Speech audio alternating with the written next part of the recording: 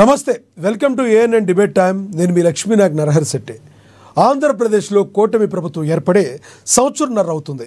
తామిచ్చిన హామీలు ఒక్కొక్కటి నెరవేరుస్తూ ప్రజాభివృద్ధి ధ్యేయంగా ముందుకు పోతున్నామని కూటమి ప్రభుత్వం చెప్తుంటే, ఇచ్చిన హామీలు నెరవేర్చకుండా కూటమి నాంచుడు ధోరణి అవలంబిస్తుందని, రైతులకు గిట్టుబాటు ధర ఇవ్వకుండా రైతు ద్రోహిగా మారిందంటూ వైసీపీ విమర్శలు గుప్పిస్తుంది. ఇక తాజాగా జగన్మోహన్ రెడ్డి రైతులు కేజీ అరటిపళ్ళు ₹1 అమ్ముకుంటున్నారంటూ ట్విట్టర్లో కామెంట్ చేయడాన్ని కూటమి ప్రభుత్వంతో పాటు పలువురు రాజకీయ విశ్లేషకులు కూడా విమర్శిస్తున్నారు. ప్రభుత్వం మీద వ్యతిరేకత లేకపోయినా వ్యతిరేకత ఉందంటూ వైసీపీ విష ప్రచారం చేయడానికి ఇదొక ఉదాహరణ అంటున్నారు. ఒకవైపు ప్రాంతీయ అభివృద్ధి మంత్రం పఠిస్తూ అభివృద్ధిలో చంద్రబాబు, పవన్ కళ్యాణ్ దూసుకుపోతుంటే వైసీపీ ఇలాంటి చౌకబారు విమర్శలు చేస్తుందని కూటమి నేతలు కౌంటర్ ఇస్తున్నారు. అసలు అక్కడంత సీన్ లేదు, సొంత ఎమ్మెల్యేలపైనే విపరీతమైన వ్యతిరేకత ఉందని వైసీపీ అంటుంది. అసలు నిజంగానే కూటమి ప్రభుత్వం పైన ప్రజల్లో వ్యతిరేకత ఉందా, లేదా ఇది వైసీపీ సృష్టి మాత్రమేనా? ఇదే అంశం గురించి ఈరోజు చర్చ కొనసాగిద్దాం. చర్చలో పాల్గొనేందుకు మనతో సిద్ధంగా ఉన్నారు, మనతో అందుబాటులో ఉన్నారు వైసీపీ నేత ఎల్ఎం మోహన్ రెడ్డి గారు జూమ్ కాల్లో అందుబాటులో ఉన్నారు. అదేవిధంగా టీడీపీ అధికార ప్రతినిధి బండారు వంశీకృష్ణ గారు కూడా మనతో జూమ్ కాల్లో అందుబాటులో ఉన్నారు. అదేవిధంగా రాజకీయ విశ్లేషకులు కేఎస్ ప్రసాద్ గారు కూడా జూమ్ కాల్లో అందుబాటులో ఉన్నారు. అదేవిధంగా జనసేన నేత సుజాత కాజా గారు కూడా మనతో జూమ్ కాల్లో అందుబాటులోకి వస్తారు. ఇక ముందుగా మనం వైసీపీ నేత ఎల్ఎం మోహన్ రెడ్డి గారితో మాట్లాడదాం. మోహన్ రెడ్డి గారు నమస్తే అండి. నా వాయిస్ వినబడుతుందా మోహన్ రెడ్డి గారు? ఎస్ వినిపిస్తాను సార్. ఎస్ వినబడుతుంది. మోహన్ రెడ్డి గారు నమస్కారం అందరికీ. ఎస్ సార్, అందరికీ నమస్తే. ఏంటి ప్రభుత్వం మీద, కూటమి ప్రభుత్వం మీద ప్రజల్లో వ్యతిరేకత ఉందని చెప్పి వైసీపీ మాట్లాడుతుంది. నిజంగానే అంతటి వ్యతిరేకత ఉందంటారా? నిజంగానే కేజీ అరటిపళ్ళు ₹1 రైతులు అమ్ముకుంటున్నారా? ఇందులో వాస్తవం ఉందా? జగన్మోహన్ రెడ్డి గారి ట్వీట్లో ఎలా చూడాలంటారు? ప్రజల్లో వ్యతిరేకత ఉన్నది మేము ఎక్కువ చెప్పలేకున్నాం. మీకు తెలిసిన లేదు, ప్రజల్లో ఉన్న వ్యతిరేకతను మేము ఎక్కువ చెప్పలేకున్నాం, తక్కువ చెప్తున్నాం. ఎందుకంటే మేము ఇప్పుడిప్పుడే సెట్ అవుతున్నాం కాబట్టి ఇంకా పూర్తి స్థాయిలో మా పార్టీకి సంబంధించి ప్రజల్లోకి వెళ్ళి చెప్పేటంత పూర్తిగా దిగలేదు కాబట్టి తక్కువ చెప్తున్నాం. చాలా ఎక్కువ ఉంది వ్యతిరేకత.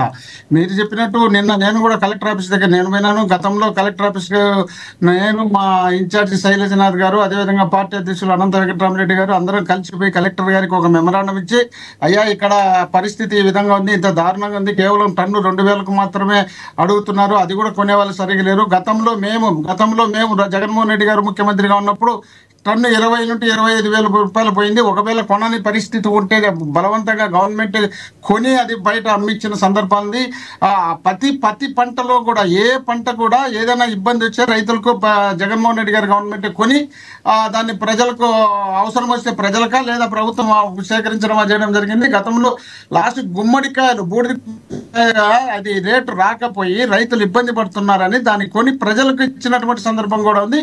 ఇప్పుడు రాష్ట్రంలో ఏ ఒక్క పంటకు కూడా గిట్టుబాటు ధర లేదు కాబట్టి రైతులు విపరీతమైనటువంటి బాధల్లో, ఇబ్బందుల్లో ఉన్నారు. కాబట్టి ఈ బాధను తెలియజేయాలనే ఉద్దేశంలో భాగంగా రైతులు వస్తే రైతులతో పాటు మా పార్టీ తరఫున పోయి నిన్న కలెక్టర్ ఆఫీస్ దగ్గర ధర్నా చేయడం జరిగింది. గతంలోనే వారం కిందటే కలెక్టర్ గారికి మెమరాండం ఇవ్వడం జరిగింది. కలెక్టర్ గారు చేస్తామన్నారు. కలెక్టర్ గారి చేతిలో ఏమీ లేదు కాబట్టి, అది చేయలేని పరిస్థితిలో ఉంది కాబట్టి అక్కడ వ్యతిరేకత అనేది కనపడింది కాబట్టి నిన్న ఆ కార్యక్రమం జరిగింది. కాబట్టి అదే కాకుండా రాష్ట్రంలో ఏ ఒక్క పంటకు కూడా గిట్టుబాటు ధర లేదు కాబట్టి రోడ్ల మీదకి వచ్చి రోడ్ల మీదనే పండించినటువంటి పంటను రోడ్ల మీద తొక్కించుకునే పరిస్థితి వచ్చింది. కాబట్టి ఈ రోజు ఆ విధమైనటువంటి పరిస్థితి ఉంది. రైతులు పూర్తి స్థాయిలో వ్యతిరేకంతో ఈ ప్రభుత్వం మీద ఉన్నారన్న విషయాన్ని మనం నిన్ననే కాదు గతంలో కూడా అనేక రకాల పంటలు చూసిన సందర్భం ఉంది. టమోటాకాయ బ్రహ్మాండమైన రేటు ఉండేది, దానికి కూడా ఒక్కొక్కసారి ఏదో ఆరాకొర పెరుగుతుంది, కానీ పూర్తి స్థాయిలో వాటిని కూడా రోడ్ల మీద తొక్కించినటువంటి సందర్భాలు ఉన్నాయి. ఆ పత్తి మనైతే ఒక రైతే పెట్టినాడు, ఒక వీడియోగా పెట్టేసి, అయ్యా ఇది ప్రతిపక్ష నాయకునికి చేరేట్టుగా చూడండి, కనీసం ఆయన వచ్చి ఇక్కడ ఓదార్చి ఎప్పుడన్నా ప్రభుత్వం వచ్చేమన్నా స్పందిస్తుందేమో. ఈ విధమైనటువంటి మా పత్తి కాటన్ పంట సరిగ్గా మాకు పండినా కూడా దానికి గిట్టుబాటు ధర వచ్చే పరిస్థితి లేదు. రాష్ట్రంలో ఏ పంట పెట్టినా ఏ పంటకు గిట్టుబాటు ధర లేదు. దీంట్లో బాగా దళారులు ఉంటారు కదా, దళారులు మీసం మెలేసి తిరుగుతున్నారు, రైతులు తల దించుకొని తిరుగుతున్నారు. రైతులు ఇప్పుడు ఇబ్బంది పడుతున్నారు, దళారులు అయితే బాగున్నారు. ఎక్కడ చూసినా దళారుల రాజ్యం అయిపోయింది ఈ కూటమి ప్రభుత్వంలో. కాబట్టి దళారుల రాజ్యం వెళ్తున్నారు కాబట్టి రైతులు ఇబ్బంది పడుతున్నారు. దళారీ వ్యవస్థ అనేది ఈ 2 సంవత్సరాల్లోనే పుట్టిందా, గతంలో కూడా ఉందా? రాజశేఖర రెడ్డి గారి హయాంలో కూడా ఉందా? ఎప్పుడు దళారీ వ్యవస్థ ఉంటుంది. దళారీ వ్యవస్థ పైన ప్రభుత్వం అనేది ఒక పట్టు ఉంటే, ప్రభుత్వం పట్టు ఉంటే దళారీ వ్యవస్థ అంత విచ్చలవిడి కాదు. ప్రభుత్వం పట్టు కోల్పోతేనే దళారీ వ్యవస్థ విచ్చలవిడి అవుతుంది.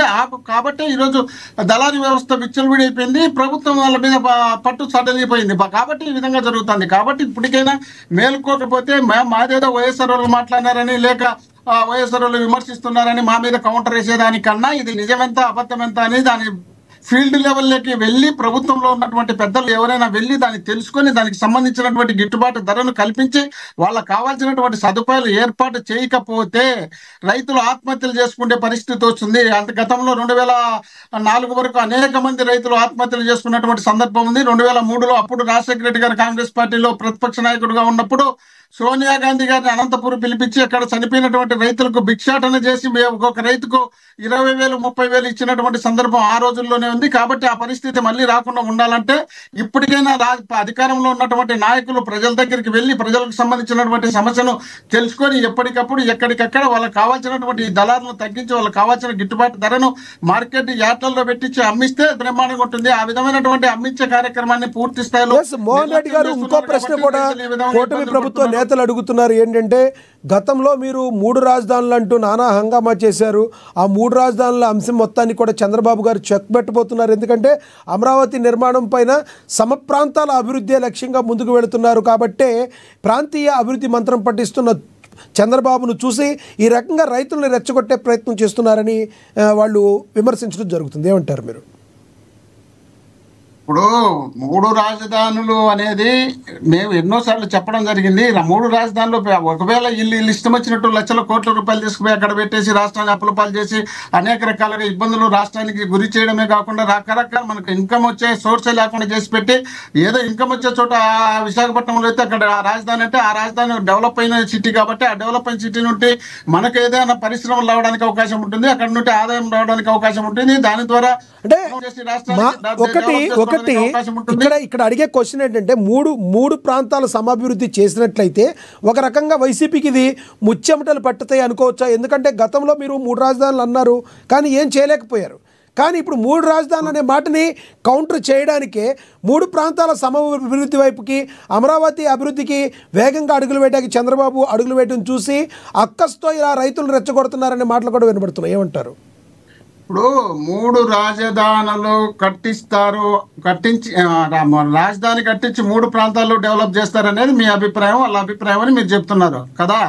ఈ రాజధానికే మోక్షం లేదు. ఈ రాజధాని 14 నుండి 19 వరకు వీళ్ళే అధికారంలో ఉన్నారు, వీళ్ళ కూటమి అధికారంలో ఉంది, ఎన్డీఏలో ఉన్నారు. అప్పటి నుండి ఇప్పటి వరకు చేసినటువంటి సందర్భం ఏమైనా తెలుసు? అవన్నీ టెంపరవరీ బిల్డింగ్లని చంద్రబాబు నాయుడు గారి నోటితోనే చెప్పడం జరిగింది. ఆ టెంపరవరీ బిల్డింగ్లో ఈరోజు పర్మనెంట్ బిల్డింగ్లు కడతామని 1-2 స్టార్ట్ చేయడం జరిగింది. ఈ పూర్తి అయ్యే లోపల ఇది పూర్తి కాదు కదా, 1-2 పూర్తి అయ్యే లోపల ఈ కాలం అంతా అయిపోతుంది. ఈ కాలం అయిపోయిన తర్వాత మళ్ళీ గవర్నమెంట్ మారుతానే అప్పుడు మళ్ళీ జగన్మోహన్ రెడ్డి గారి మీద తప్పించుకోవడానికి ప్రయత్నం చేస్తారు. కాబట్టి 3 రాజధానులు కాదు కదా, ఒక రాజధాని కట్టడానికి వాళ్ళు 3 రాజధానులు అంటలేదండి, వాళ్ళు 3 ప్రాంతాల అభివృద్ధి అంటున్నారు. 3 రాజధానులు అంతా మీరే అన్నారు కానీ ఏం చేయలేదు మీరు అప్పుడు, అంతే బలం లేక అనుకుంటా. 3 ప్రాంతాలు అభివృద్ధి చేయలేరు, 3 రాజధానులు కాదు, 3 ప్రాంతాలు అభివృద్ధి చేయడం కాదు కదా. ఏడుండే రాజధాని కట్టడానికి చేత కాదు. ఇది కట్టలేనప్పుడు అక్కడ అభివృద్ధి చేయడానికి ఎక్కడి నుండి నిధులు తెస్తారు? ఇప్పటికే 2 లక్షల కోట్లు, 2,50,000 కోట్ల రూపాయలు. ఒక్కటి చెప్పండి సార్, సమయం తక్కువ ఉంది, అందరి దగ్గరికి వెళ్తే ఒక్క మాట అడిగిన దానికి చెప్పండి.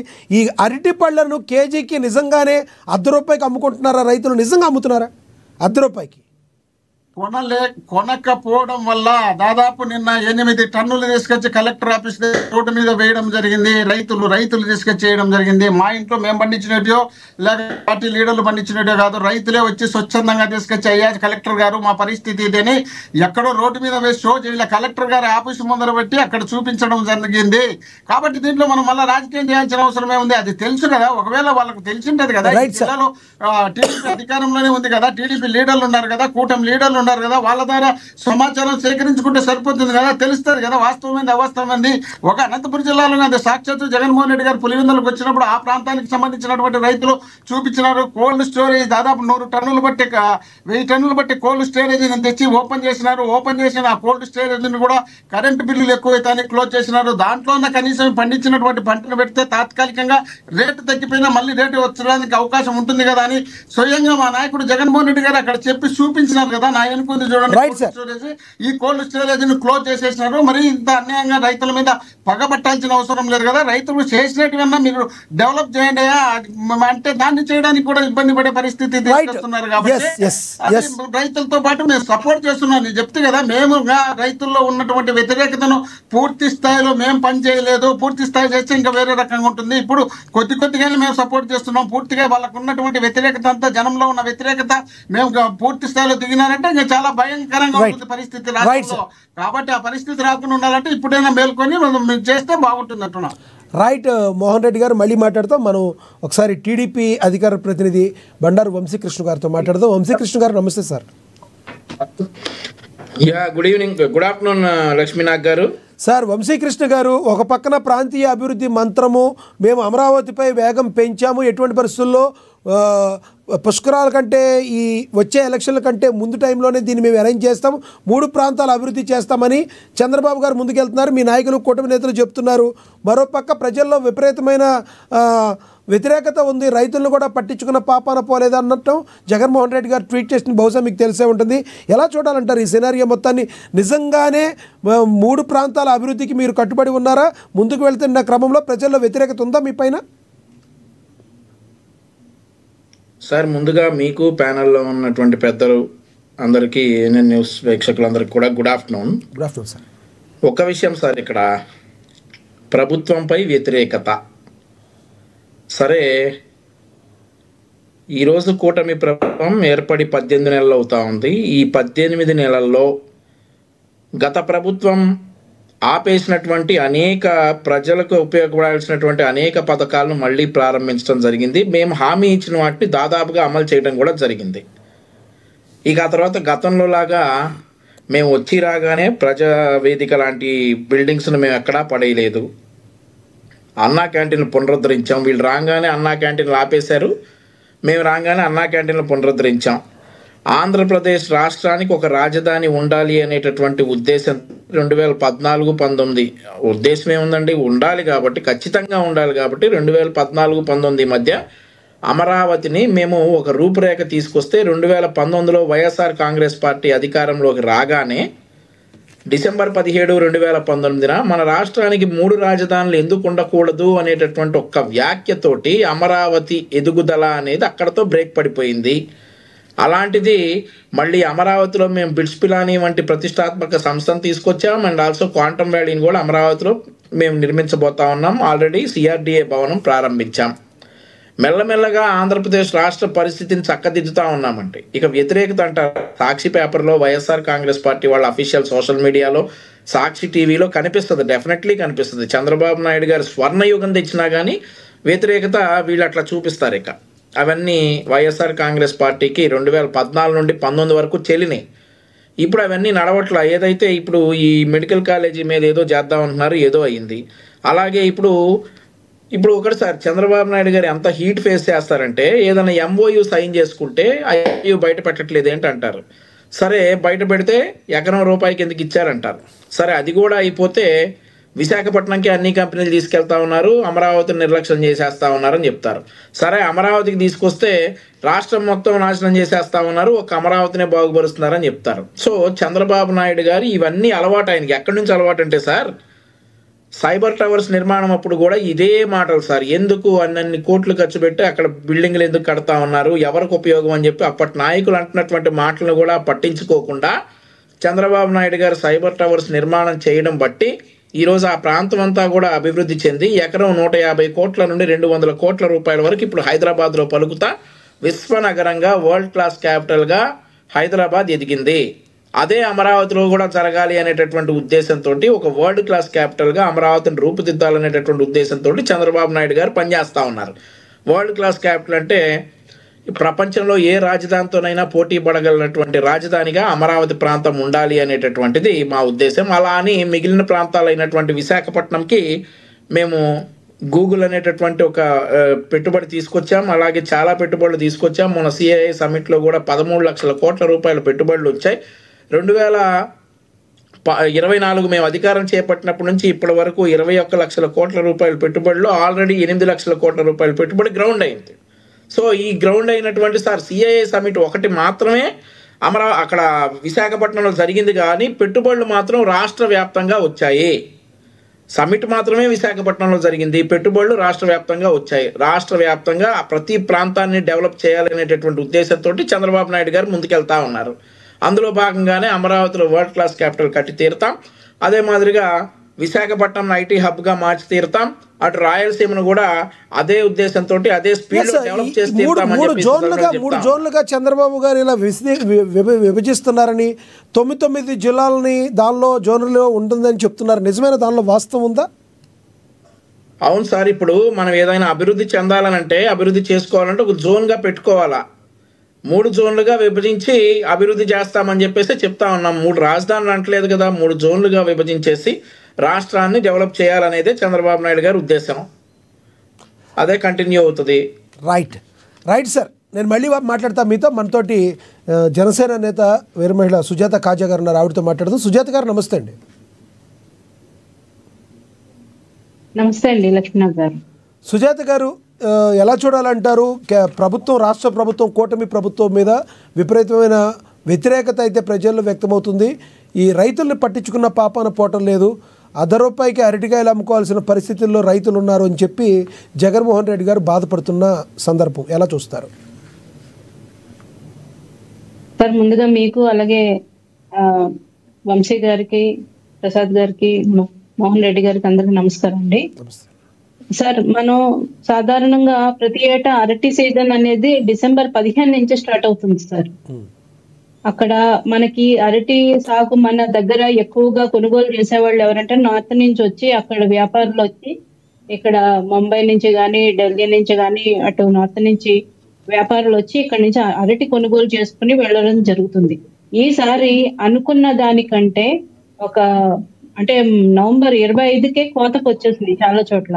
రైతులు ముందుగా పంట నాటడం కానీ, అలాగే ఇప్పుడు మొదటి కోతగా అంటే 3వ రకం పంటని కోయడం ద్వారా ఈ రోజు వాళ్ళకి అనుకున్న ధర రాకపోవడం. సాధారణంగా ఏం చేస్తారు, మొదటి రకం, 2వ రకం వీటిని మార్కెట్ లో మంచి ధరకు వెళ్తుంటాయి. 3వ రకం చాలా మంది రైతులు తోటల్లోనే వదిలేస్తుంటారు. కొంచెం అందులో కొన్ని మాత్రం తోపుడు వాళ్ళ మీదకి వెళ్ళిపోతుంటాయి సార్. అటువంటి క్వాలిటీ ప్రొడక్ట్ అన్నమాట. సో ఇప్పుడు అనుకున్న దానికంటే ముందే కోతకు రావడం కావచ్చు. ఇప్పుడు జగన్మోహన్ రెడ్డి గారు వీళ్ళందరూ ఒక ప్లాన్డ్ గా వాళ్ళందరినీ మందిని వేసుకుని వెళ్ళి అరటి రైతుల దగ్గర ధర పలకట్లేదని చెప్పి గలాటా చేయడం, వాళ్ళు ఏదో తప్పుదారి పట్టించాలని ప్రయత్నాలు చేశారు సార్.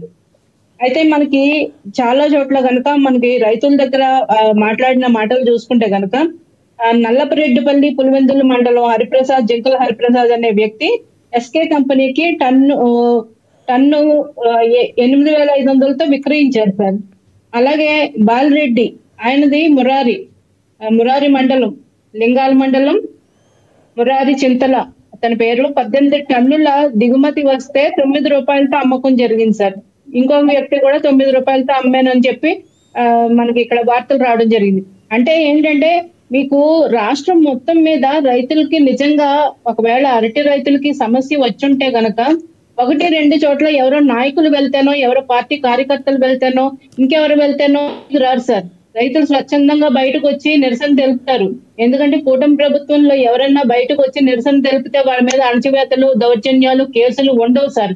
మనం గతంలో చూసాం. రాష్ట్రం మొత్తం మీద ఉద్యోగులు, టీచర్లు ఏ విధంగా బయటకు వచ్చి వాళ్ళ సమస్యల గురించి పోరాడారో, ఎలాగ ఉద్యమించారో, ఎలాగ ప్రభుత్వం కట్టడి చేసిన మారు వేషాల్లో ట్రైన్లు ఎక్కి విచ్చగాడి వేషంలో కూడా వచ్చి రాష్ట్రం మొత్తం కదిలి వచ్చిందో చూసాం. అలాగా 1-2 చోట్ల రాస్తారు. ఒక మూకుమ్మడిగా వచ్చి ప్రభుత్వాన్ని నిలదీస్తారు. ప్రభుత్వం వైపు నుంచి తప్పు. అంతేగాని మనం గుంటూరు మిర్చి యార్డ్లో జరిగినట్టు మిర్చి బస్తాలను తొక్కేసి వీళ్ళు ఏ విధంగా మామిడి రైతుల దగ్గరకు వెళ్ళి అక్కడంతా పంటనంతా మొత్తం ట్రాక్టర్ నుంచి కింద పడేసి తొక్కేసి ఏ విధంగా ఇంతకు ముందు గలాటాలు చూసాం సార్. అరటి రైతుల విషయంలో కూడా ప్రభుత్వం అక్కడ చంద్రబాబు నాయుడు గారు కలెక్టర్ తో మాట్లాడడం జరిగింది. 15వ తారీఖు డిసెంబర్ 15 నుంచి కొనుగోలుదారులు వస్తారని చెప్పి అక్కడ సంప్రదింపులు జరుగుతున్నాయి. మీరు ఈ లోపల అరటి రైతులని అడ్డం పెట్టుకుని మీరు ఈ తప్పుడు రాజకీయాలు చేయొద్దు. కాదండి, అరటిపండు అడ్డం పెట్టుకునేది ఏముంది? ఇప్పుడు సుజాత గారు, రైతుల్ని అడ్డం పెట్టుకోవాల్సిన అవసరం ఏముంది? ఆ సమస్యను ఏదో ముందుగానే పరిష్కరించడానికి మీరు ముందుగానే రైతులకి ఇలాంటి ప్రాబ్లం వచ్చుద్దనేది ముందుగా మీరు చెప్తే సరిపోయేది కదా.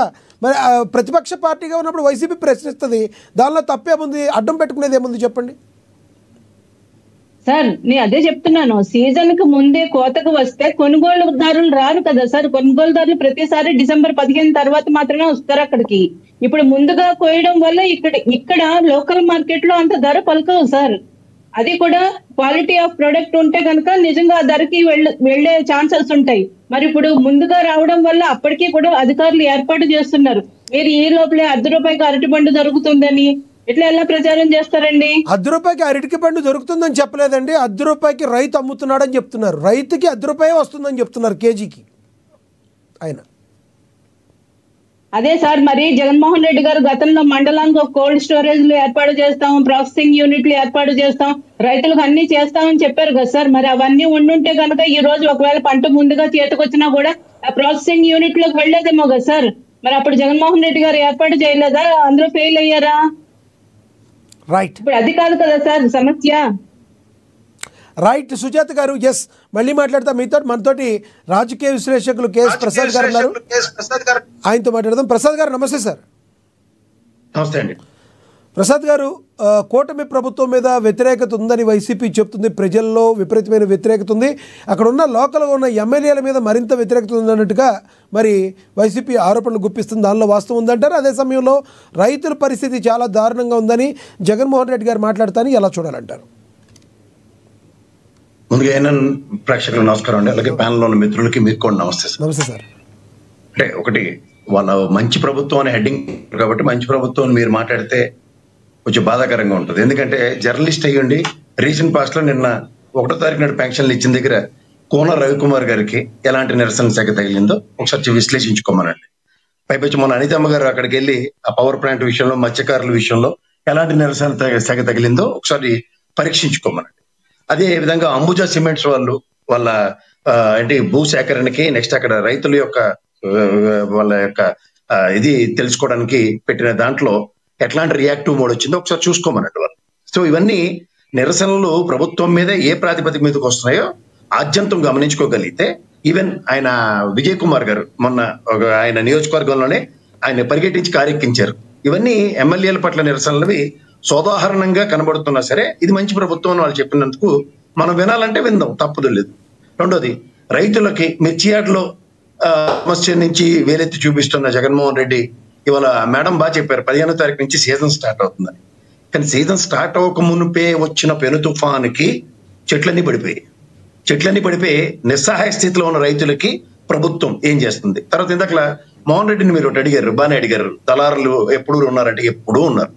కానీ ప్రభుత్వం ఎప్పుడైతే గిట్టుబాటు ధర అన్నది ప్రామాణికంగా పెట్టి ఉన్నప్పుడు వాళ్ళ రోల్ చాలా తక్కువ అవుతుంది. ఉదాహరణకి మార్క్ఫెడ్ త్రూగా గత ప్రభుత్వం నిర్వహించిన కార్యక్రమం, అలాగే 85 లక్షల మంది రైతులకి పంట బీమా త్రూగా పరిరక్షించిన ఉదంతాలు గత ప్రభుత్వంలో ఉన్నప్పుడు ఇవి ఏం జరుగుతున్నాయి అన్నదాన్ని ఈ ప్రభుత్వ పరంగా ప్రక్షాళించబడితే, ఇప్పుడు ఇది నిజంగా చెప్పాలి, ఒక ఆర్థిక పెనుభారం మోస్తున్న ఈ రాష్ట్రానికి ఈ ప్రభుత్వం పంట బీమా అన్నది ఎప్పుడైతే లేదో ఈ తుఫాన్లకు వచ్చిన తీవ్రతని ఏ ప్రాతిపదిక మీద పరిరక్షించబడుతుంది? రెండోది, మనం కేంద్ర ప్రభుత్వం నుంచి ఒక బృందం వచ్చి పర్యవేక్షించి వెళ్ళింది. రాష్ట్ర ప్రభుత్వం 6,400 కోట్ల పైచిలుక ప్రాథమిక అంచనాలు కేంద్ర ప్రభుత్వంకి ఇచ్చింది. తక్షణ సహాయం కింద ఇవాళ కనీసం ఒక 500 కోట్లని ఇచ్చారా?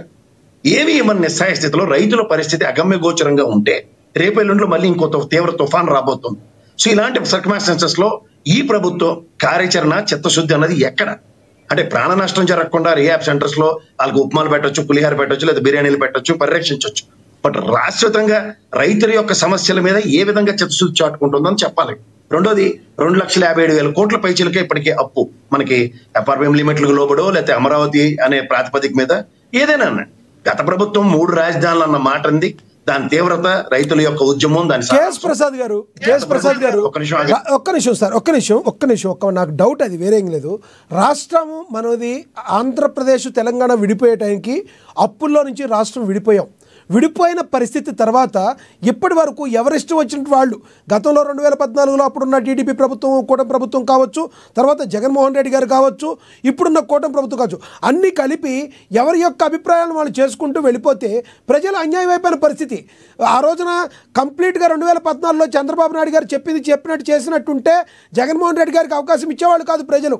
జగన్మోహన్ రెడ్డి గారు చెప్పింది అంతకుముందు ఎవరైతే పాలకులు మంచిగా చేశారో వాళ్ళని ఉదాహరణగా తీసుకుని పరిపాలన చేస్తుంటే ఈ రోజున కూటమి ప్రభుత్వానికి అధికారం ఇచ్చేవాళ్ళు కాదు. వీళ్ళు ఇష్టం వచ్చినట్టు చేసి ప్రజల్ని దారుణమైన పరిస్థితుల్లో నెట్టేశారు కదా, కాదంటారా? అదే నేను చెప్తున్నాను. దానికి 3 రాజధానులు అన్న మాట జగన్మోహన్ రెడ్డి అన్న నేను కాంటాక్ట్ చేయట్లే, తప్పు రైట్ పక్క తిద్దాం. కానీ ప్రభుత్వ పరంగా కోర్ట్ ఆఫ్ లాని గౌరవిస్తూ, రిట్ ఆఫ్ మ్యాండమస్ తీర్పుని గౌరవిస్తూ 3 రాజధానుల బిల్లు విరమించుకున్న ఆనాటి ప్రభుత్వం. రాజధానులు 3 అన్న కాన్సెప్టే లేదు. ఇప్పుడు ఇదే చంద్రబాబు గారు జోనల్ విధానమో లేదంటే ఇందాక వంశీ గారు చెప్తున్నట్టు అభివృద్ధి అనే ప్రాతిపదిక మీద ప్రతి ప్రాంతాలని విభజించుకుంటూ 3 జిల్లాల్లో 4 జిల్లాల్లో ఒక క్లస్టర్ కింద చేసుకుని వెళ్ళడం తప్పేం కాదు. I'm not contradicting it. But end of the day Amaravati అన్నదాన్ని మీరు నేను కన్నా ఫస్ట్ వాళ్ళు చెప్పింది ఏంటంటే దగ్గర 20,000 ఎకరాల దగ్గర ఉన్న ప్రభుత్వ భూమి ప్లస్ 34,000 ఎకరాలు స్వచ్ఛందంగా త్యాగం చేసిన ఆనాటి రైతులు అన్న కాన్సెప్ట్ లో ఆనాడు రాని మాటలు ఈ రోజు కొత్త విధంగాను కొత్త పందాల్లోనూ మాట్లాడతారు. ఏంటి 34,000 ఎకరాలు అంటే మున్సిపాలిటీయా? మహానగరం నవనగరాల కాన్సెప్ట్ ఇప్పుడు వచ్చిన మీరు చెప్తున్నాను చూడండి, ఎవరికి నచ్చింది అన్నది మీరు చాలా మంచి మాట చెప్పారు. గతంలో సింగపూర్ కన్సల్టేజం అన్న ప్రాతిపదిక మీద సెల్ఫ్ సస్టైన్డ్ క్యాపిటల్ అన్న దగ్గర ఇవాళ మనమే మన డబ్బులతో నిర్మించుకోవాల్సిన ఒక పరిస్థితి, దయనీయమైన పరిస్థితి అన్న దగ్గర డబ్బులు కూడా కేంద్ర ప్రభుత్వం రూపాయి రూపంలో కూడా గ్రాంట్ రూపంలో ఇవ్వట్లేదు, కేవలం పూచీకత్తు. ఏది ఏషియన్ మార్కెంటల్ బ్యాంకు, వరల్డ్ బ్యాంక్ దగ్గర నుంచి. సో ఈ అప్పు ప్రాతిపదిక మీద అప్పు చేసి పప్పు కూడు తినే దగ్గర ఏ ప్రభుత్వం అయినా చిత్తశుద్ధి చాటుకుంటూ ఒక శాశ్వత భవనాలు అన్నది వీళ్ళ కొత్త అడాప్టబుల్ స్టేట్మెంట్. ఎందుకంటే ఆనాడు కేంద్ర ప్రభుత్వం మనకి 3,000 కోట్లు దగ్గర ఇస్తే 1,500 కోట్లకు గాను ఏది విజయవాడ గుంటూరు డ్రైనేజీలకి 1,500 కోట్లు రాష్ట్ర రాజధాని నిర్మాణం కన్నా దగ్గర ఆనాడు ప్రభుత్వం తీసుకున్న మంచి నిర్ణయం చెడ్డ నిర్ణయం నేను దాన్ని కాంటాక్ట్ చేయట్లే. ఒక సచివాలయం కట్టబడింది ఇంచుమించుగా తెలంగాణకి 2 లక్షల స్క్వేర్ ఫీట్ల డిఫరెన్స్ మనకి. అలాగే మీరు చూసుకుంటే అసెంబ్లీ భవనం కట్టబడింది, మండల సమావేశాలు కూడా అక్కడ నిర్వహించబడుతున్నాయి. అలాగే హైకోర్టు భవనం కూడా నిర్వహించబడింది, కట్టడం జరిగింది. సో ఇది రాజధానికి సంబంధించిన విషయంలో ప్రభుత్వం అన్న దగ్గర మీరు విభజన అన్నది చూసుకుంటే కూడా మనకి హైదరాబాద్ లో 10 సంవత్సరాలు ఉన్న దగ్గర మనకి దేని మీద హక్కులు ఇవ్వలే. కానీ ఓల్డ్ సిటీలో ఉన్న హైకోర్టు భవనం, సెక్రటరియట్ భవనంలో కొన్ని బ్లాకులు, అలాగే అసెంబ్లీ సమావేశాలు తెలంగాణ తర్వాత మన తర్వాత వాళ్ళు నిర్వర్తించుకోవడానికి మాత్రమే హక్కులు ఇచ్చిన కేంద్ర ప్రభుత్వం విదేశించిన మార్గం ఏంటంటే ఇది 10 సంవత్సరాలు ఉమ్మడి రాజధాని అండి. సో ఇది ప్రభుత్వ పరంగా అన్న దగ్గర హక్కు అన్నది చూసుకున్నా సరే ఈ 3. అదే విధంగా ప్రభుత్వం కూడా ఈ 3 నిర్మించిన తర్వాత ఇందాక వంశీ గారు చెప్పినట్టు ఒక విట్ వచ్చింది. ఎయిమ్స్ ఏమో అనంతపూర్ కాదని చెప్పి ఇక్కడ తీసుకొచ్చి ఇక్కడ పెట్టారు. తర్వాత ఇలాంటి 2-3 కళాశాలలు, ఎందుకంటే నవనగరాల కాన్సెప్ట్ లో వాళ్ళు చెప్పింది అప్పుడు ఏంటంటే ఒకటి ఎడ్యుకేషనల్ క్లస్టర్, ఒకటి హోటల్ హబ్, ఇంకోటి ఏమో పర్యాటక రంగం, ఒకటేమో స్పోర్ట్స్ జోన్, ఇలాంటివన్నీ దగ్గర ఆ 34,000 20,000 ఎకరాల్లోనే కేటాయించబడిన స్థలాలు ఎంతంత అన్నది ఎకరాలతో సైతం స్టాటిస్టిక్స్ ఉన్నాయి.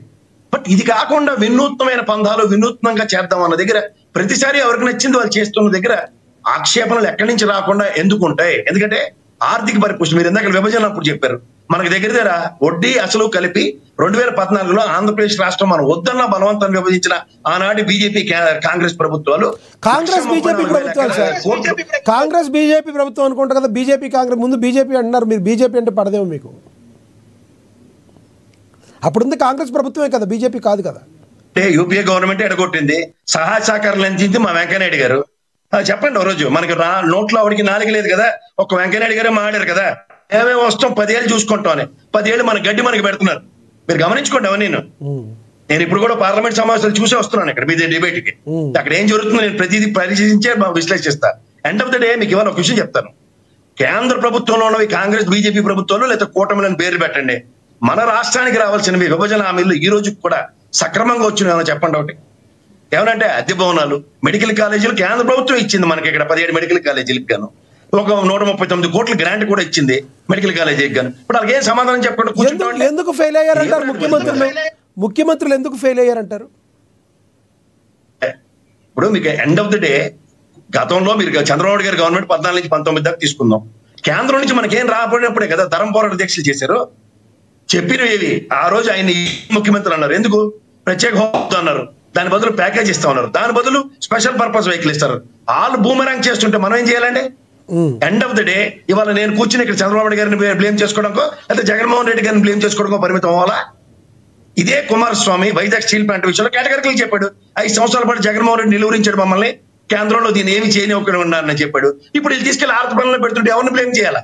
చేస్తున్నవాడు వాడని తెలిసిన తర్వాత కూడా మనం ఇంకా ఆళ్ళ చుట్టూ అడుగులు మడుగులు ఎత్తుకుంటూ తిరిగితే 15,000 కోట్లు నిన్న గౌరవ ముఖ్యమంత్రి గారు మాట్లాడుతూ నిర్మలా సీతారామన్ గారి సభలో 15,000 కోట్లు కేంద్ర ప్రభుత్వం సాయం చేసిందంటే ఎక్కడి నుంచి తీసుకొచ్చారు? నాకైతే బడ్జెట్లు చెప్పానంటే గ్రాంట్ రూపంలో కానీ కేవలం ఏషియన్ మార్కంటైల్ బ్యాంకు అండ్ ప్రపంచ బ్యాంక్ నుంచి 15,000 కోట్ల రుణ సాయానికి పూచికత్తు వహించారు. ఇది చెప్పమంటే చెప్పట్లే ఎవరు. ఎక్కడ వచ్చింది 15,000 కోట్ల గ్రాంట్? చంద్రబాబు గారికి కూడా ఈ రోజు కూడా 2,57,000 కోట్లు అప్పు తీసుకొచ్చి కూడా ₹1 నిస్సాయ స్థితిలోనే రాష్ట్రం ముందుకెళ్తుంది. మీరు గమనించుకోండి కావాలంటే. సో ప్రసాద్ గారు ఒకటి చెప్పండి సార్, ఇప్పుడు చివరిగా సమయం అవుతుంది, అందరి దగ్గరికి కంక్లూడ్ చేద్దాం. ఇప్పుడు రాష్ట్రంలో ప్రజా వ్యతిరేకత అనేది ఉందంటారా? మీరు స్ట్రైట్ గా చెప్పండి సార్. ఒక మాట చెప్తాను, ఇవాళ మీరు నేను క్యాలిక్యులేట్ చేస్తే ప్రజా వ్యతిరేకత ఉంటుంది. ఎందుకంటే వాడికి ఇవాళ అన్నం లేదనుకోండి, ప్రజా వ్యతిరేకత. మీకు పిఠాపురం నియోజకవర్గం ఎగ్జాంపుల్ చెప్తాను. వాళ్ళని అణగారిన వర్గాలకి స్కూల్కి వెళ్తే ఆ మాస్టర్ గారు ఎవరో మాట్లాడుతున్నారో ఆ పిల్లలు ఇవాళ నిరసన తెలియజేస్తూ స్కూల్కి వెళ్ళమంటున్నారు. ప్రభుత్వం నుంచి కదలికేది ఇవన్నీ గమనించండి మీరు. సో ఇట్లాంటివి నేను అంటుంది ఏంటంటే ప్రతి నియోజకవర్గంలోనూ సమస్యలు. 15వ తారీఖు డిసెంబర్ 15 నుంచి సీజన్ స్టార్ట్ అవుతుందంటే సీజన్ స్టార్ట్ అవడానికి మార్కెట్కి చేయడానికి వాడి దగ్గర వనరే లేదు కదా. అరటి చెట్లు పడిపోయి కుదేలే ఉన్న దగ్గర పంట బీమాతో కానీ ఏదో విధంగా పరిరక్షించే దగ్గర ఉన్నకాటి గెల్ల కొట్టిన దగ్గర కనీస మద్దతు ధర కూడా రానప్పుడు ఏం చేయాలా? మద్దతు ధర లేనప్పుడు మార్కెట్ త్రూగా గత ప్రభుత్వం నిర్వర్తించిన కార్యక్రమంలో రైతు గొలుకులు ఇచ్చి మీరు ఏ రైతులైనా తీసుకోండి, పొగాకు రైతులు కానీ లేదంటే ఉల్లి రైతులకు కానీ లేకపోతే మామిడికాయ రైతులు. కుమారస్వామి గారు ఒక్కడ ఉన్నారు, లింగలింగమని అక్కడ 21 మంది మనం గెలిచి వెళ్ళాం, 4 రైతులు 3 మంత్రులు ఉన్నారు. ఏం సాధించుకోగలిగాం సార్? ₹1 ఎక్స్ట్రా ₹2 మామిడికాయల రైతులకి ఏమైనా తెచ్చుకోగలిగామా? కుమారస్వామి గారు ఏమి కాకుండా ₹4 తెచ్చుకున్నారు ఆయన. ఇదేనా మనం వాళ్ళకి ఇస్తున్న కేంద్ర ప్రభుత్వానికి కూటమి ప్రభుత్వంలో మనం చేస్తున్నది? రైతు సమస్యల పట్ల ఈ రోజు కూడా తక్షణ సాయం ఇంత తీవ్ర తుఫాన్ వచ్చిన తర్వాత కూడా ₹1 ఇవ్వకపోతే ఏం చేయాలి సార్? 2 తుఫాన్లు ఒకదాని తర్వాత మనకి. ప్రసాద్ గారు మీరు కంక్లూడ్ చేద్దరు కానీ వంశీ గారు మాట్లాడతారు. వంశీ గారు ప్రసాద్ గారు మాట్లాడిన మాటలతో ఏకీపిస్తారా? ఎలా ఏకీపిస్తాం సార్? ఆయన వైఎస్ఆర్ కాంగ్రెస్ పార్టీ అధికార ప్రతినిధి కంటే ఆయన ఇంకొక పెద్ద అధికార ప్రతినిధిలాగా మాట్లాడుతూ ఉంటారు ఇప్పుడు చూసినా కానీ.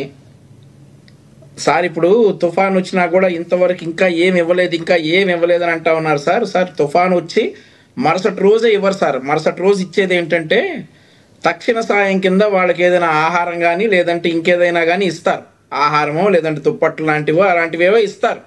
అంతేగాని తుఫాన్ వచ్చి వెళ్ళిపోగానే ఒక 10 రోజులు అవుద్దేమో సార్, వెంటనే వచ్చేసి ఇవ్వరు సార్. తుఫాన్ నష్టం అంచనా ఉండాలి సార్, ఆ అంచనా రిపోర్ట్లు రావాలి సార్, వచ్చిన తర్వాత ఇస్తారు డెఫినెట్లీ. కానీ మన కేఎస్ ప్రసాద్ గారు ఇవాళే ఇచ్చేసేయాలి, రేపే తుఫాన్ ఇవాళ వెళ్ళిపోతే ఇవాళ సాయంత్రానికల్లా ఇచ్చేసేయాలంటారు సార్. జగన్మోహన్ రెడ్డి గారు మీరు జర్నలిస్టే కదా సార్? గురుగారు మీరు జర్నలిస్టే కదా, ఆయన మాట్లాడుతుంది మీకు ఏమైనా అర్థమవుతుందా? బాబు వంశీ ఒక విషయం చెప్తాను. తక్షణ సాయం అంటే మీరు అన్నట్టు దుప్పట్లకే అడిగి కాదండి. పంట అంచనా మీద 6,550 కోట్లు దగ్గర ప్రభుత్వం ఎందుకు ఇచ్చింది? దానికి పారలుగా బృందం వచ్చింది. మీరు ఇంకా 10 రోజులు 15 రోజులు అంటే బుడమేరు వాక్ కూడా ప్రభుత్వం ఏం చేయలే. కేంద్ర రాష్ట్ర ప్రభుత్వంలో ఉన్న ప్రజలందరూ చెప్పారు. మీరు చాలా చెప్పారు. కూటమి ప్రభుత్వంపై మీకేదైనా అక్కసు ఉంటే ఇంకెక్కడైనా వెళ్ళగక్కోండి. మీ ఏ ప్రాతిపదికలు చేస్తుందో డిజాస్టర్ ప్రసాద్ గారు ఆయన మాట్లాడినండి. ఇది కూడా తెలియకుండా మీరు డిబేట్కి వచ్చాక ప్రసాద్ గారు ఆయన మాట్లాడినా సార్ తుఫాన్ వచ్చి ఇవాళ వచ్చి సాయంత్రానికల్లా ఇచ్చేదేంటి సార్? ఆహారం ఇస్తారు సార్. అవి ఎక్కడా కూడా మేము ఫెయిల్ అవ్వలేదే. తుఫాన్ అంచనా వేసేసి నష్టపరిహారం కింద ఎప్పుడు ఇవ్వాలో అప్పుడు. ముఖ్యమంత్రి గారు చెప్పారండి వంశీ గారు, మేము అన్నం అందించలేపాం, నీళ్లు అందించలేపామని. మీరు ఎలా సమర్థిస్తారు దాన్ని? మేమేమనంటే ఫీల్ అవుతారు, మళ్ళీ మేమేమనంటే ఫీల్ అవుతారు. ఖచ్చితంగా మీరు ఆయన పదాలు క్షమాపణ చెప్పాలా? ఉత్తరాంధ్ర మనోభావాలు గాయం చేశారు. మీకు తీరువత్తెన్ను ఉండదు, మీరు మాట మీద కంట్రోల్ ఉండదు, అవగాహన ఉండదు. ప్రసాద్ గారు ఒక్క నిమిషం ఆయన మాట్లాడినివ్వండి. నేనేమన్నా చాలా బ్యాలెన్స్డ్ గా మాట్లాడాను కదా ఇవాళ. మాట మీద కంట్రోల్ ఉండదు అని అంటా ఉన్నారు. నేనేమన్నా ఏమయ్యా కేఎస్ ప్రసాద్ అన్నానా? కేఎస్ ప్రసాద్ గారు అనే కదా. గతంలో డిబేట్ లో నేను వార్నింగ్ ఇచ్చిన తర్వాత పద్ధతి మారింది. అంత మునుపు దాకా అరే తురులు మాడిన ఉదంతాలు ఉన్నాయి. సింగిలర్ మాడితే మర్యాద ఉండదని చెప్పిన తర్వాత 10 మెట్లు దిగొచ్చి ఇప్పుడు సార్ అని మాట్లాడుతున్నారు. సరే మర్యాద ఉండదంటే ఇప్పుడు నేను మళ్ళీ నోరు జారితే ఏం చేయగలరు సార్ మీరు? నేను ఏమైనా నోరు జారితే ఏమైనా చేయగలరా? ఏమైనా చేస్తారా? చేస్తామని చూసుకుందాం. ఎందుకు సార్ పని? వంశీ గారు పాయింట్ లోకి వచ్చేద్దాం. వంశీ గారు ప్లీజ్ పాయింట్. మీరు భజన చేసుకోదలుచుకుంటే చేసుకోండి, అంతేగాని మాకు అడ్డం పడేసి మర్యాద ఉండదంటే ఎలా అండి? కేఎస్ ప్రసాద్ గారు ఒక్క నిమిషం ఆగండి, సమయం పాటించుదాం. ఎస్ వంశీ గారు మీరు కంక్లూడ్ చేయండి ప్లీజ్. నోరు జారి ప్రసక్తి ఉండదు, నాతో సబ్జెక్ట్ మీ మాడతా, మీ మర్యాద మీకు ఇస్తా. అవి తప్పేలా ఛానల్లే భజన చేసుకుని తిరిగిన తప్పేలా ఛానల్ అంటారు. కూర్చున్నాడు ఎవడు? నిన్ను కూడా అంటాను తెప్పాలా గాడివని. నువ్వు కూడా తెప్పాలా చెప్తాను, నిజం తమ్ముడు చెప్పను, నిజాలు మాట్లాడమను సబ్జెక్ట్ తో చిటికేసి మరి చెప్తున్నా. మీరు వెళ్ళి భజన చేసుకుంటూ కూర్చుంటే అవుతుంది, అక్కడ కాలక్షేపాలు చేసుకోండి. అక్కడ నోరు సరే ప్రసక్తే ఉండదా? నోరు ఒక నిమిషం కంట్రోల్లో ఉండదు నీకు. ప్లీజ్ వంశీ గారు వ్యక్తిగతంగా వెళ్ళిపోవద్దు ప్లీజ్. సార్ ఒక్క నిమిషం కేఎస్ ప్రసాద్ గారు దయచేసి ఆగండి. ఇది ఆయన సమయం మాట్లాడినండి, మీరు కంక్లూడ్ చేద్దరు నాకండి. వంశీ గారు ప్లీజ్ టాపిక్ మీద కంక్లూడ్ చేయండి. గుర్తుపెట్టుకోవాలి ప్రజలు, ప్రేక్షకులు ఒకటి గుర్తుపెట్టుకోవాలి. ఈయన ఎదిగింది ఆ ఛానల్స్ తోటి. ఈ రోజు ఆ ఛానల్స్ తెప్పాలా ఛానల్స్ అంటారు. మేము అడిగితే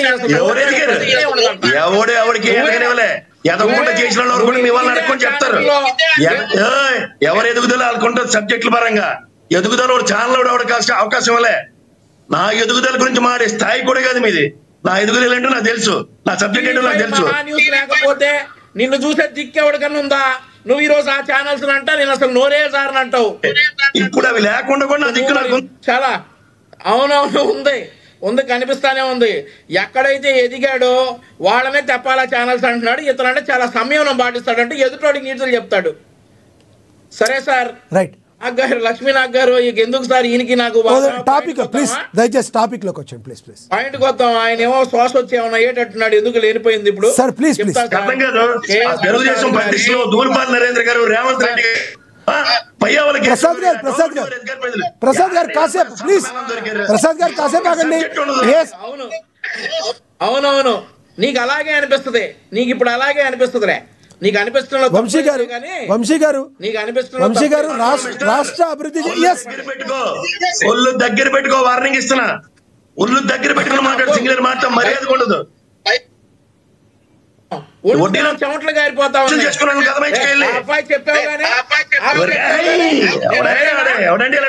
ప్రసాద్ గారు ఒక్క నిమిషం ఆగండి. వంశీ గారు ప్రసాద్ గారు దయచేసి ఆగండి. వ్యక్తిగతంగా మాట్లాడుకుని మాట పెరిగిపోద్దు, వద్దు ప్లీజ్, దయచేసి ఆగండి. వంశీ గారు ప్లీజ్.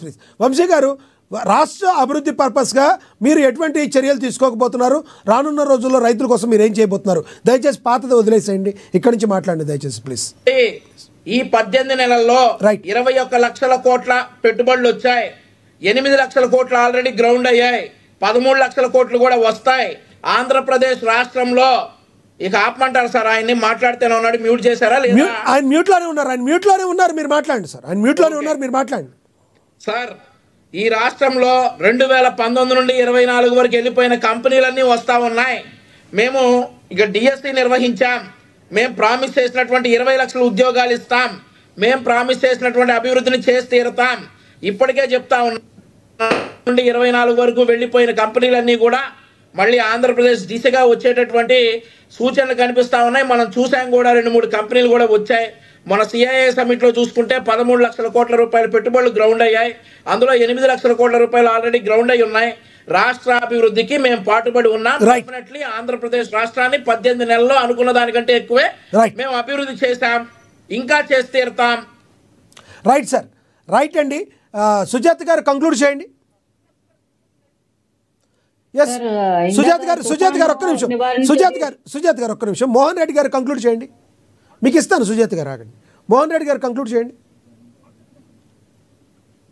సమయం మీరు మోహన్ రెడ్డి గారు కంక్లూడ్ చేయండి.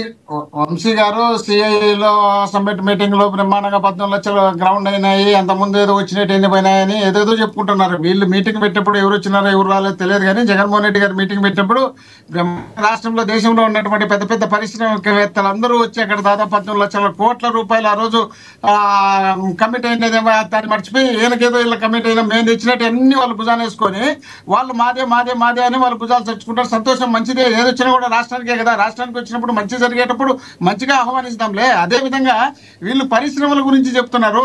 చంద్రబాబు నాయుడు గారు ముఖ్యమంత్రిగా ఉన్నప్పుడు ఉమ్మడి రాష్ట్రంలో 75 పరిశ్రమలు ఉంటే 50 పరిశ్రమలు ప్రైవేట్ వాళ్ళకి అమ్మేసినారు, వాటిని 50 పరిశ్రమలు అమ్మేసినారు.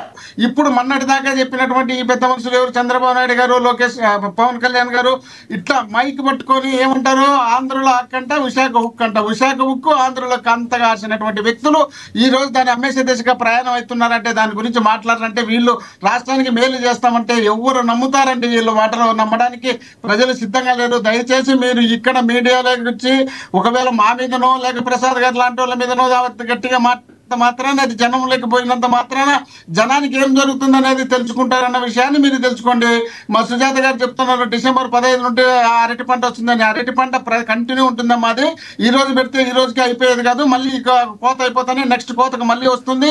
ఆ తర్వాత ఆ పంటకు సంబంధించినటువంటి గిట్టుబాటు ధరలు ఎప్పటికప్పుడు ప్రభుత్వం దానిపైన చూసుకోవాల్సిన బాధ్యత ఉంటుంది. అక్కడ వీళ్ళను పూర్తిగా దళారులు పంపించేసి వీళ్ళు సైలెంట్ గా ఉన్నారు కాబట్టి అక్కడ ₹2 ఉండేది 2,000 ఉండే టన్ను ఇక్కడ మళ్ళీ టౌన్ లోకి వచ్చి మనం కొనాలంటే ఒక్కొక్క అరటి పండు ₹5, ₹10 అమ్ముతున్న సందర్భాలు ఉన్నాయి. అంటే అర్థం ఏంటి?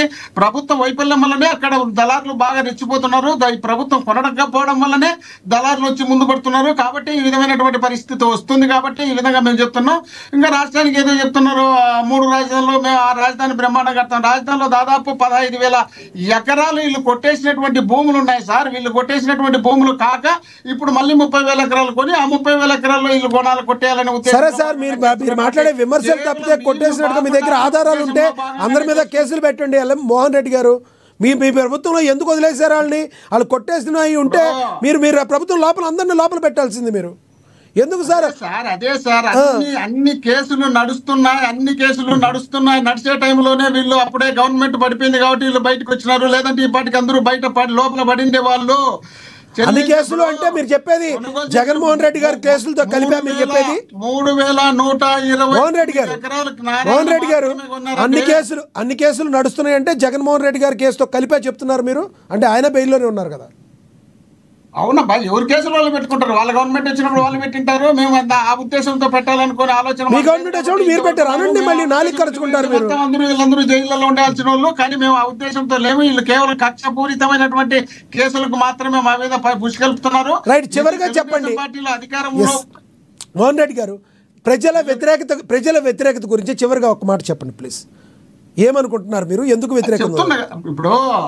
ఇప్పుడు ప్రజలకు వీళ్ళు చేసిన సహాయాలు ఏంటి? ఒక్క పెన్షన్ 3,000 4,000 చేసి ఆ పెన్షన్ ఇస్తున్నారు. ఆ పెన్షన్ కూడా దాదాపు 1,50,000 2 లక్షల పెన్షన్లు తీసేసినారు. అది ఒక్కటి తప్ప ఒక్క కార్యక్రమము ప్రజలకు వీళ్ళు ఇచ్చినటువంటి హామీలు పూర్తి స్థాయిలో నెరవేర్చలేదు. ఫీజు రియంబర్స్మెంట్ కి సంబంధించి రాష్ట్రంలో దాదాపు 8,000 కోట్ల రూపాయల బాకీలు ఉన్నాయి. ఆ బాకీలు కూడా కట్టలేని పరిస్థితులు ఉన్నారు. కాబట్టి అదే కాకుండా వీళ్ళు చేస్తున్నటువంటి అరాచకాలు చూస్తే విపరీతమైపోయినా వీళ్ళు మద్యం షాపులు పెట్టిన తర్వాత, బెల్ట్ షాపులు 1,70,000 బెల్ట్ షాపులు పెట్టిన తర్వాత పిల్లల నుండి ముసలి వరకు తాగి ఎక్కడంటే అక్కడ యాక్సిడెంట్ సమయం తక్కువ ఉంది అనేది భావించొద్దు. అది ఇంకో రోజు పెడదాం, మధ్య మీద ఇంకో రోజు పెడదాం. మోహన్ రెడ్డి గారు మీరు చెప్పింది అర్థమైంది. ప్రజల్లో విపరీతమైన వ్యతిరేకత ఉంది, అసలు ప్రభుత్వం సరిగ్గా పాలించట్లేదని మీరు చెప్తున్నారు. మీరు చెప్పింది అర్థమైంది అనేది భావించొద్దు.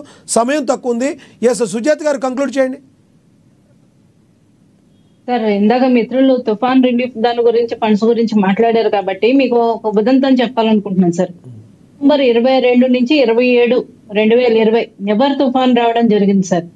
దానికి దాదాపు 1 నెల రోజుల వరకు కూడా ప్రభుత్వం నుంచి ఎటువంటి సహాయం కానీ, పంట నష్టం ఎంత అన్నది అంచనా వేయడం కానీ, పంట నష్ట పరిహారం ఇవ్వడం కానీ ఏమీ జరగలేదు సార్. డిసెంబర్ 29వ తేదీని పెద్ద ఫుల్ పేజ్ పేపర్ యాడ్స్ వేశారు ప్రభుత్వం. నిబర్ తుఫానికి మేము ఏదైతే నష్టపరిహారం చెల్లిస్తున్నాము అది ఎంత 1,766 కోట్లు. ఇక్కడే ఉంది సార్ అసలైన మ్యాజిక్. ఏదైతే పిఎం కిసాన్ యోజన 1,120 కోట్లు ఉందో అది నివర్ తుఫాన్ కోసం వీళ్ళు కేటాయించిన 646 కోట్లు రెండు కలిపేసి ప్రజల్ని మోసం చేసే పద్ధతిలో 1766 కోట్ల రూపాయలు మేము రిలీజ్ చేస్తున్నామని సాక్షి పేపర్ లో పెద్ద ఫుల్ పేజ్ యాడ్ చేశారు. అది కూడా ఎందుకు చేశారు? డిసెంబర్ 28వ తేదీన పవన్ కళ్యాణ్ గారు మీరు రైతులకి ఏదైతే నష్టపరిహారం అందిస్తారా లేదంటే అసెంబ్లీ ముట్టడి చేస్తాం అని ధర్నా చేసి ప్రకటించడం జరిగింది సార్. వెంటనే అర్ధరాత్రి జీవో రిలీజ్ చేయిస్తారు. జీవో నెంబర్ 127, 128 ఏదైతే ఈ 1766 కోట్లు రిలీజ్ చేస్తున్నామని చెప్పి జీవో రిలీజ్ చేశారు. మీకు ఇంకొక విషయం సార్, అక్కడ ఆ రోజు ఉద్యానవన పంటలు కానీ వ్యవసాయ పంటలు కానీ రెండు కలుపుకుంటే 11,46,000 ఎకరాల్లో పంట నష్టం జరిగితే వీళ్ళు రిలీజ్ చేసిన 646 కోట్లు అంటే ఎకరానికి ఎంత పడింది సార్? 5,600 రూపాయలు. ఇదే జగన్మోహన్ రెడ్డి గారు ప్రతిపక్షంలో ఉన్నప్పుడు ఎకరానికి 30 నుంచి 35,000 ఇవ్వాలని డిమాండ్ చేసిన వ్యక్తి 5,600 ప్రకటించడం జరిగింది. ప్రకటించినవి కూడా ఏ విధంగా ఎంతమందికి రైతులకు అందినాయో ఆ రోజు రైతులకి ఇమ్మని చెప్పాలి. పంటలను బట్టి డిమాండ్ చేసినారు. ఏ పంటలకు ఎంతెంత ఖర్చు అవుతుంది, ఆ ఖర్చు అయినటువంటి పంటలకు వాటికి సంబంధించినటువంటి రేట్లు పెట్టి జగన్మోహన్ రెడ్డి గారు చేసినారు. మీరు ఊరికి మీటింగ్లకు వచ్చి ఏదో ఒకటి చెప్పిపోతారు. మీలాగా కాదు కదా, దాని మీద అవగాహనతో జగన్మోహన్ రెడ్డి గారు చెప్తారు, మీరు అవగాహన లేకుండా చెప్తారు. కాబట్టి మీకు జగన్మోహన్ రెడ్డి గారికి తేడా ఉంది. మీరు మాట చెప్తే మళ్ళీ వెళ్ళిపోతారు, ఎక్కడ కనపడరు. జగన్మోహన్ రెడ్డి గారు చెప్తే మాట నెరవేరుస్తారు. కాబట్టి కంక్లూడ్ చేయండి. సుజాత గారు కంక్లూడ్ చేయండి. మాట్లాడితే ఆయన మ్యూట్ చేయండి, మేము మాట్లాడాలి కదా. ఆయన మ్యూట్ లోనే ఉన్నారులేండి. కంక్లూడ్ చేయండి. ఆయన మ్యూట్ లోనే ఉన్నారు. కంక్లూడ్ చేయండి.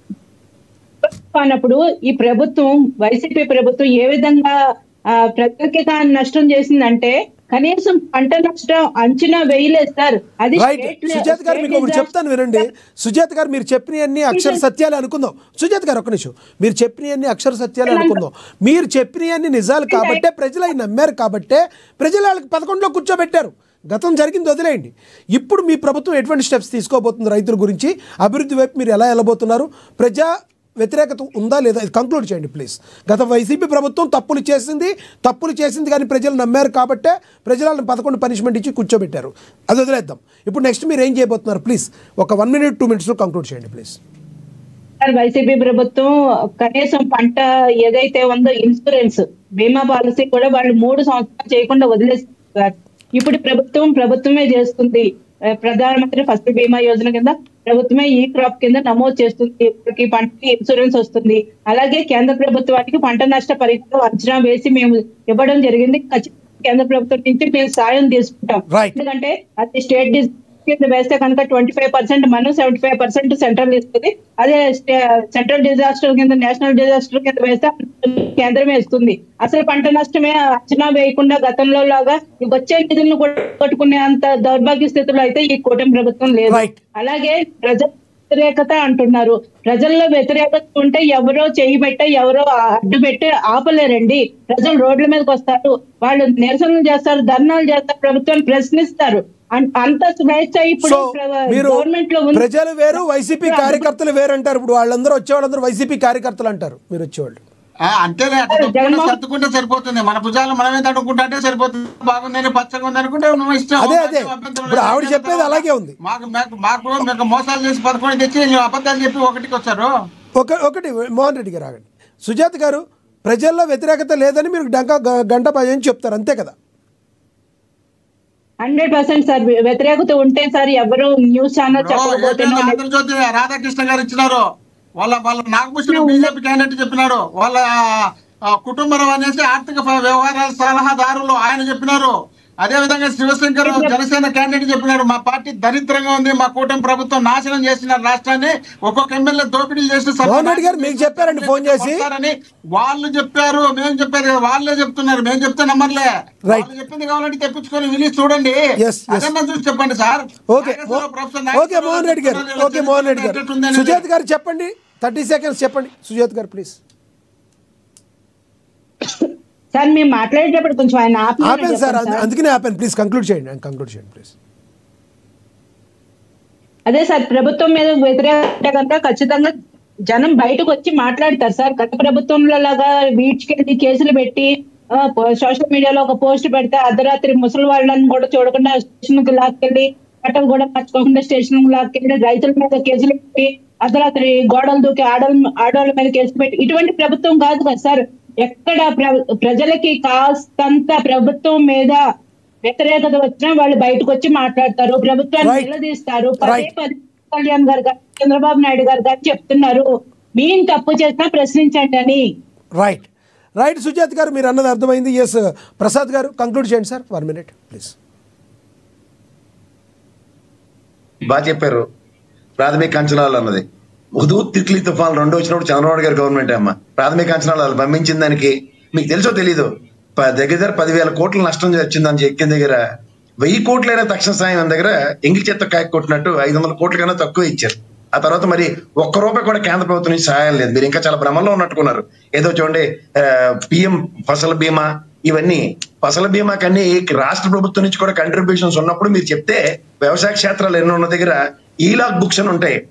ప్రతి రైతు కమతంలో ఏ పంటలు వేశారు, ఒక్కొక్క గ్రామంలో ఏ పంటలు వేశారు అన్నవి అవేవి మీ దగ్గర అప్డేట్లే లేవు. ఫర్ యువర్ ఇన్ఫర్మేషన్ వెళ్ళి ఒకసారి గత ప్రభుత్వానికి ఈ ప్రభుత్వానికి కంపేర్ చేసుకునే ప్రాసెస్ లో ఆర్బీకే సెంటర్స్ త్రూగా ఏ ప్రాంతాల్లో ఎంతెంత కమతాలు వేశారన్నవి స్టాటిస్టిక్స్ తో ఉన్నాయి. అంచేతే తక్షణ సాయం కింద బీమాలు కట్టలేదని మీరు కాదు, ఒక ప్రీమియం కట్టడం లేట్ అయితే ఆ రోజున్న 21 మంది ఎమ్మెల్యేలు తిరగబడి అడిగితే అదే అసెంబ్లీ సాక్షిగా సమావేశాలు అయ్యేలోపుగానే బీమా కట్టడం జరిగింది. అదే ఆ రోజు తెలుగుదేశం గొరావు చేసిన ఉదంతాలు కూడా ఉన్నాయి. అంచేత మీకు ఏవి అవగాహన లేకుండా మీరు మాట్లాడితే కేంద్ర ప్రభుత్వ తక్షణ సాయం డిజాస్టర్ మేనేజ్మెంట్ అంటే ఆన్ వార్ ఫుటేజ్ లో ఫస్ట్ ప్రయారిటీలో తక్షణంగా మీరు 1000 కోట్లు ఇచ్చి పంటలు పరిరక్షించండి అని చెప్తారు. అంతేగాని ఇప్పటికి 1 రూపాయి ఎంగిల్ చేత కూడా కొట్టని బీజేపీకి మీకు నష్టాల సన్నిధానంలో శాత్యారండి. మాకేం నష్టం లే, ప్రజలు ఇవి గమనిస్తున్నారు. గత ప్రభుత్వాలకి ఈ ప్రభుత్వాలకి ఎట్లాంటి కార్యాచరణ మీ ప్రభుత్వ పరంగా ఉంటున్నాయి అనేది ప్రభుత్వంలో వ్యతిరేకత లేదంటున్నారు అంటారు. మీ చంద్రబాబు విజయ్ కుమార్ అడగండి ఒకసారి వ్యతిరేకత అంటే. నిన్న రీసెంట్ గా లాస్ట్ వీక్ చవి చూసాడు ఆయన. కోనరావు 1వ తారీఖు పెన్షన్లు ఇచ్చిన రోజు, దీనికన్నా ముందు అనితమ్మ గారు, దీనికన్నా ముందు లేటెస్ట్ టెక్నాలజీ అంబుజా సిమెంట్ వాడు పెడితే రైతులు గ్రామ సభలు ఎలా తిరగబడ్డారో ఒకసారి చూసుకోండి. ఇవన్నీ స్టాటిస్టిక్స్ ఉన్నాయి, నేనక్కర్లే. ప్రసాద్ గారు గతంలో కూడా ఇలా ఎమ్మెల్యేల మీద ఎప్పుడన్నా మీరు చూసారా సార్ వ్యతిరేకత? గత 5 ఏళ్లలో ఎప్పుడు చూడలేదా? ఎందుకు లేదు? లేకపోతే 11 స్థానాలు ఇస్తారు వాళ్ళకి. ఇప్పుడు వ్యతిరేకత లేకపోతే 11 స్థానాలు వస్తాయా చెప్పండి? రైట్. లేదంటే ఎమ్మెల్యేలు సూపర్ అండి, ప్రభుత్వం సూపర్ అనుకుంటే ప్రభుత్వానికి 175కి 250 వచ్చింది రావాలే కదా. రైట్ సార్, ధన్యవాదాలు. ధన్యవాదాలు సార్ మీ అభిప్రాయం తెలియజేసినందుకు. కేఎస్ ప్రసాద్ గారు ధన్యవాదాలండి. ఎల్ఎన్ మోహన్ రెడ్డి గారు అదే ధన్యవాదాలండి. సుజాత కాజా గారు ధన్యవాదాలండి. బండారు వంశీకృష్ణ గారు మీ అభిప్రాయం తెలియజేసినందుకు. ఏది ఏమైనప్పటికీ కూడా వైసీపీ అయితే విమర్శలు చేస్తుంది, ప్రజల్లో వ్యతిరేకత ఉంది, విపరీతమైన వ్యతిరేకత ఉంది. మరి రైతుల్ని పట్టించుకున్న పాపన పోలేదంటూ ₹10 కిలో అరటిపళ్ళు అమ్ముకోవాల్సిన పరిస్థితి వచ్చిందంటూ జగన్మోహన్ రెడ్డి గారు మాట్లాడటాన్ని ఒక రకంగా తీవ్రంగా ఆక్షేపిస్తుంది కూటమి ప్రభుత్వం. రానున్న రోజుల్లో ఎటువంటి పరిస్థితుల్లో అభివృద్ధి లక్ష్యంగా అందరినీ కలుపుకుంటూ ముందుకు పోయి 3 యొక్క ప్రాంతాలని కూడా సమానమైన అభివృద్ధి పదంగా ముందుకు దూసుకుపోతూ వెళుతూ ఎటువంటి పరిస్థితుల్లో ప్రజలకు న్యాయం చేస్తామని కూటమి ప్రభుత్వం చెప్తుంటే చెప్పిన దానికే సరిపోతుంది, కానీ ఆచరణలో మాత్రం శూన్యంగా కనబడుతుందంటూ వైసీపీ మాత్రం విమర్శలు గుప్పిస్తుంది. చూడాలి మరి రానున్న రోజుల్లో కూటమి ప్రభుత్వం మరిన్ని సవాళ్లు ఎదుర్కొని ఏ రకంగా ముందుకు వెళ్ళబోతుంది అనేది. ఇది వాళ్ళ స్పెషల్ డిబేట్. చూస్తాను. నమస్తే.